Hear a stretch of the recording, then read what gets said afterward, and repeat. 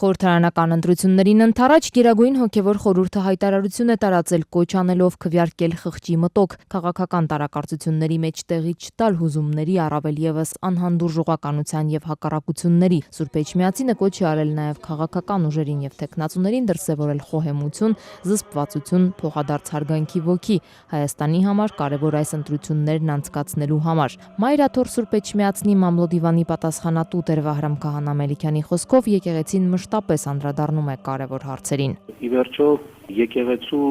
հոտի մասին է խոսքը գնում եւ այս եկեղեցին այն կառույցն է, որը կարող ենք ասել ոչ թե քիչ չի արել, այլ կարելի ասել ամենաշատն է արել այս հայրենիքի, այս անկախության կայացման համար։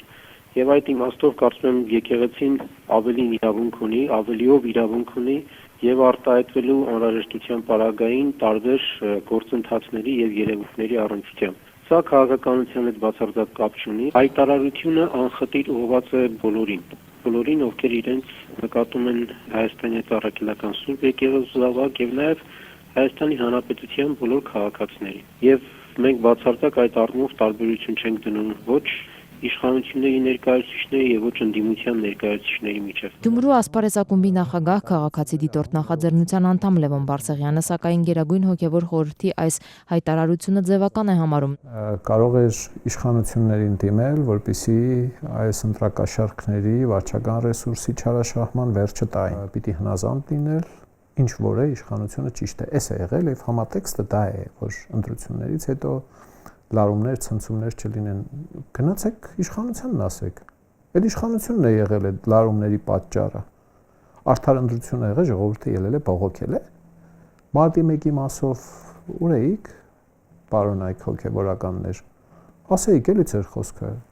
Մինչև էլի ուշ չէ, ասեք։ Լևոն Բարսեղյանի կարծիքով եկեղեցին պետք է առավել ակտիվ լիներ եւ հասարակության համար ցավոտ հարցերին անդրադառնար, սակայն արձագանք չի եղել կարևոր շատ խնդիրների վերաբերյալ։ Օրինակ, երբ խոշտանգում էին եւ խոշտանգում են բանդերում, կալանատներում քաղաքական բանտարկյալներին,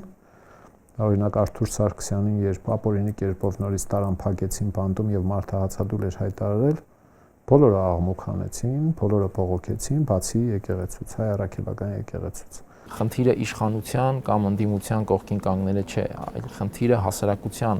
կողքին կանգնել է։ Հասարակությանը ուղենիշ հանդիսացող որևէ դիրքորոշում արտահայտելը, որը նաև ինչ որ իմաստով իր ազդեցությունը կթողնի թե իշխանության, թե ընդդիմության վարքագծի վրա։ Կարծում եմ եկեղեցին այս դերակատարման խնդիրը ունի եւ այդ խնդիրը բաց է անկախության ամբողջ այս 25-ամյակի ընթացքում եւ ոչ միայն բաց է, այլ եկեղեցին ընդհանրապես ասոցացվում է որպես իշխանության ոչ ֆորմալ ինչ որ կառույց, որն արտահայտում է իշխանության առնչվող թե քաղաքական շահեր, թե բիզնես շահեր, Հայ Առաքելական եկեղեցին այս ընկալումից դուրս գալու խնդիր ունի։ Առկա քաղաքական տարակարծությունների մեջ հուզումների, անհանդուրժողականության եւ հակառակությունների տեղի չտալու կոչը կարող է արդյոք փաստել, որ եկեղեցին մտավախություն ունի, որ ընտրական եւ հետընտրական գործընթացներում հնարավոր են նման զարգացումներ։ Իհարկե, այդ ձևակերպումը օրինակ առաջացնում է հարց, թե արդյոք եկեղեցում կա այդպիսի մտավախություն, արդյոք եկեղեցին Գերագույն հոգևոր խորհուրդը ունեն մտավախություն, որ կարող են լինել հուզումներ, կարող են լինել, չգիտեմ, նման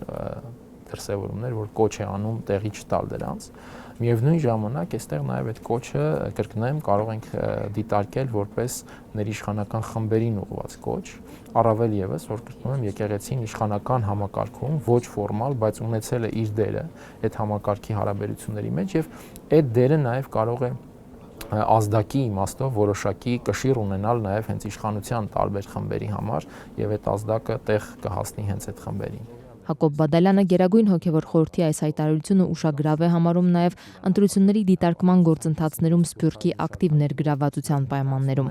Եվ այս իմաստով կարծում եմ նաև եկեղեցու արտահայտած դիրքորոշումը ինչ որ իմաստով փորձ է նաև հավասարակշռել Սփյուռքի սեգմենտը եւ ցույց տալ, որ այստեղ էլ կարող է լինել եկեղեցու ներգրավմամբ կարող է լինել ընտրական ներկայիս գործընթացի հանդեպ լոյալության բավական մեծ կշիռ։